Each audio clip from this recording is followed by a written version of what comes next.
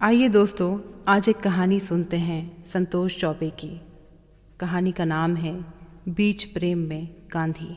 सौमित्र जब कमरे में आया तो माधवी सो चुकी थी। कमरे में नीले बल्ब का हल्का सा प्रकाश फैला हुआ था। माधवी ने पतली सी सुंदर रजाई सीने तक खींच रखी थी और उसके चेहरे पर एक गहरी शांति की आभा थी। सौमित्र अपनी जगह पर लेट गया। फिर उसने धीरे से करवट ली और अपना हाथ माधवी के उन्नत वक्ष पर रख दिया। वो अक्सर शुरुआत इसी तरह करता था। ये शायद भारतीय सांस्कृतिक परंपरा के कारण हो या फिर फ्रायड द्वारा खोजी गई किसी ग्रंथि के कारण कि उसे माधवी की देह में सबसे सुंदर चीज़ उसके सुडोल वक्ष ही लगते थे। वे शादी के इतने सालों के बाद भी वैसे के वैसे ही थे और जैसा कि कई महिलाओं के साथ होता है, ना तो फैले थे और ना भद्दे ढंग से बेडोल हुए थे। अब वो धीरे धीरे उनसे खेलेगा, फिर माधवी के चेहरे के हल्के से कई चुम्बन लेगा। माधवी जाग जाएगी और उसकी तरफ करवट लेकर उसे प्रगाढ़ आलिंगन में बांध लेगी। फिर बहुत देर तक वे इसी मुद्रा में रहेंगे, एक दूसरे को सहलाते हुए, चूमते हुए, प्यार करते हुए। प्रेम की पूरी प्रक्रिया में चुंबन और आलिंगन उसे सबसे अच्छे लगते थे, सहज, सुंदर और मानवीय। लेकिन जिसे असल चीज़ कहा जाता है वो उसे आम तौर पर एक बड़ी भद्दी प्रक्रिया लगती थी। वैसा करते समय मनुष्य एकदम जानवरों की तरह दिखता होगा, ऐसा उसका मानना था। पर कैसी विडंबना थी कि सोच में इतने बदलाव आने के बावजूद इस प्रक्रिया को सभी को करना पड़ता था, सौमित्र को भी। उसने धीरे धीरे माधवी के वक्ष को सहलाना शुरू किया। माधवी ने अचानक उसका हाथ उठाया और सीने से अलग कर दूसरी ओर करवट ले ली। सौमित्र थोड़ा अचकचा गया। उसने इस बार माधवी की कमर को घेरा बनाया और उसे पास लाने की कोशिश करने लगा। माधवी ने एक बार फिर उसका हाथ अलग करते हुए कहा, सोने दो भाई। सौमित्र का उत्साह ठंडा पड़ गया। अब वो सीधा लेटकर सोने की कोशिश करने लगा, पर नींद का कहीं अता पता नहीं था। उसने दूसरी ओर करवट ली कि शायद उस तरफ हो नींद, पर नींद वहाँ भी नहीं थी। अचानक एक विचार उसके मन में आया, क्या माधवी आजकल अक्सर ऐसा नहीं करने लगी है? उसने इस विचार को दूसरी ओर झटकने की कोशिश की, पर विचार मन से गया नहीं। हाँ, ऐसा ही तो था। पहले सीने पर सौमित्र का हाथ पाते ही वो जाग जाती थी या जागते रहकर ही उसकी प्रतीक्षा करती थी। कितने प्रेम से वो उसके चुंबन वापस करती थी, कैसे उत्साह से उसे अपने आलिंगन में भरती थी, कैसे उसके शरीर की भीनी भीनी सुगंध सौमित्र के मन में फैलती जाती थी। पर अब अक्सर वो दूसरी ओर करवट कर लेती है। पिछले 3-4 बार ऐसा ही हुआ था। शायद ये एक पैटर्न ही बनता जा रहा था। तो क्या मुझ में आकर्षण नहीं रहा? सौमित्र ने सोचा। पिछले 3-4 वर्षों में उनके बाल अचानक सफ़ेद हुए थे और मूछें भी। सामने माथे की ओर से गंजापन झांकने लगा था। शरीर का वजन भी कुछ बढ़ा था, पर उसने कभी इन बातों की चिंता नहीं की।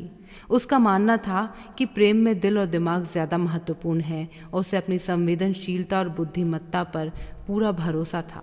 पर यह भी तो हो सकता है कि माधवी के लिए शरीर ज़्यादा महत्वपूर्ण हो और अब उसे मेरे शरीर में ज़्यादा आकर्षण न दिखता हो, सौमित्र ने सोचा। उसने एक 7 वर्षीय ग्रंथि के बारे में सुना था, जिसके अनुसार करीब 7 सालों में आम स्त्री अपने पति से बोर हो जाया करती है और कहीं और सहारा खोजती है। कहीं माधवी भी मुझसे बोर तो नहीं हो गई? सौमित्र का दिल गहरी निराशा से बैठने लगा। वाकई ऐसा ही था। अब न तो वो सुंदर रह गया था, न आकर्षक। अगर माधवी की रुचि उसमें कम होती जा रही थी तो इसमें उसका कोई दोष न था। उसके मन में एक अजीब विचार आया, अच्छा हो अगर उसे कोई बड़ी बीमारी हो जाए, जैसे टीबी या किडनी की खराबी या कैंसर, तब शायद 2-3 साल लोग उसकी फिक्र करेंगे और माधवी भी चिंता करेगी। उसने जैसे स्वप्न में देखा, माधवी उसके सिरहाने बैठी है, उसे दवा दे रही है, उसकी तबीयत की चिंता कर रही है, किसी कोने में छुप कर 2 आंसू बहा रही है और उसके लिए फिक्रमंद है। उसके लिए डॉक्टरों से मिल रही है और रिश्तेदारों की चिंताओं का धैर्यपूर्वक समाधान कर रही है। पर यह सब सोचने के बाद उसे लगा कि ये जो कुछ भी होगा प्रेम नहीं होगा, दया या करुणा होगी। और उसकी मूल चिंता थी कि माधवी उससे प्रेम करे। नहीं, इस तरह से प्रेम बढ़ने के बारे में सोचना मूर्खता है, मॉर्बिडिटी है। तो फिर अगर माधवी ने उसे पसंद करना कम कर दिया है और शायद किसी और को पसंद करना शुरू कर दिया है, तो क्या बेहतर ना होगा कि उसे साफ साफ बात कर ली जाए और फिर उसे इस बात की स्वतंत्रता दी जाए। सौमित्र प्रगतिशील विचारों का आदमी था और अक्सर बातचीत में गर्व से इस बात का जिक्र करता था कि अगर शादी के बीच में पति पत्नी में ऊब पैदा होती है तो उन्हें दूसरी जगह सहारा खोजने का अधिकार है, और अगर उसकी पत्नी ने ऐसा किया तो उसे नहीं रोकेगा। पर इस वक्त वो इस तरह की किसी स्वतंत्रता की कल्पना नहीं कर पाया। वो माधवी से बहुत प्यार करता था और अगर उसने किसी दूसरे व्यक्ति को उसके स्थान पर रखा तो उसे बहुत चोट पहुंचेगी। उसका मन एक दार्शनिक उदासी से भर गया। ठीक है, अगर माधवी उससे दूरी बनाना चाहती है तो वो भी उससे दूरी रखेगा। उसका भी तो कोई आत्मसम्मान है। वो घर में रहेगा, पर न तो माधवी से प्यार करने की कोशिश करेगा और न ही अपनी ओर से कोई शुरुआत करेगा। हाँ, अगर उसने कभी रुचि दिखाई तो नहीं, ये भी नहीं। माधवी को अपनी कठोरता का कुछ तो फल मिलना ही चाहिए। ये नहीं हो सकता कि अगर चाहे तो उससे प्यार कर ले और चाहे तो कहीं और सहारा खोज ले। नहीं, अगर उसने रुचि मुझ में दिखाई तब भी मैं उससे प्यार नहीं करूँगा। पर क्या इतनी ही कठोरता काफ़ी है? क्या उसे कुछ और कठोर नहीं होना चाहिए? उसके तमाम विश्वास, तमाम प्यार के बदले में माधवी के इस व्यवहार के लिए सिर्फ इतनी कठोरता काफ़ी नहीं। वो अपने आप को दुख पहुंचाएगा और उसे भी दुख देगा। वो उससे कई महीनों तक प्यार नहीं करेगा और फिर एक दिन जब वो बाहर गई होगी आत्महत्या कर लेगा। उसने एक और चित्र देखा। माधवी बाहर से लौटी है और बिस्तर पर उसकी मृत देह पड़ी है। माधवी पहले तो कुछ समझ नहीं पाती, फिर उसे आवाज़ लगाती है। उसके साथ जो अन्याय उसने किए उन्हें सोचकर वो गहरे पश्चाताप में डूब जाती है, उदास हो जाती है, उदास होती ही चली जाती है। अचानक उसकी तंद्रा टूटी। ये बहुत ही टुच्चा और घटिया विचार है। उसे लगा, आत्महत्या क्यों? वो हर समय आत्महत्या के खिलाफ रहा है। उसे माधवी की उपेक्षा का दुख एक सहृदय और धैर्यवान आदमी की तरह झेलना चाहिए। अगर वो अपने आप को मार लेता है तो उससे क्या सिर्फ माधवी को दुख होगा? उसके ध्रुव तारे से बेटे और रोशनी सी बिटिया का क्या होगा? क्या उन्हें अगाध कष्ट नहीं होगा? दुख नहीं उठाना पड़ेगा? तब उसे लगा कि वो इस दुख से बचने के लिए कुछ वर्षों के लिए घर छोड़ दे। उसे राजा भर्तृहरि की याद आई। सब कुछ था उनके पास, राजपाट, गाड़ी घोड़े, सभी कुछ, बस रानी के प्रेम के सिवा। कैसे उन्होंने एक दिन सब कुछ छोड़कर संन्यास ग्रहण किया होगा। कितनी हिम्मत से वे झोली लेकर भीख मांगने निकले होंगे और कितनी पीड़ा के साथ वे खड़े होंगे जाकर रानी के द्वार पर। कितना बड़ा दुख, कितनी गहरी निराशा, कैसी महान उदासी।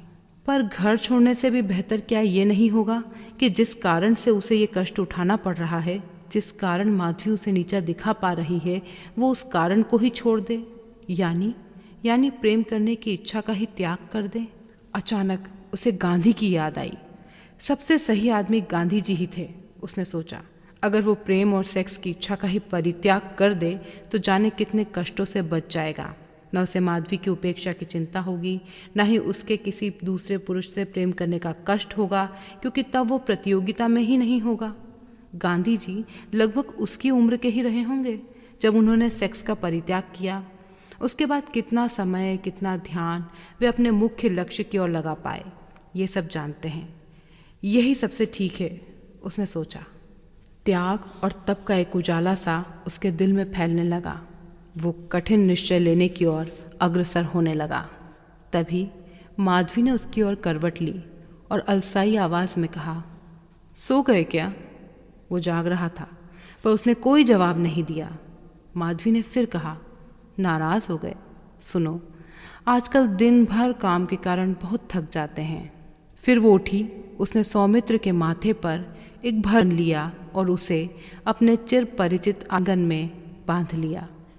गांधी जी पता नहीं कहाँ चले गए।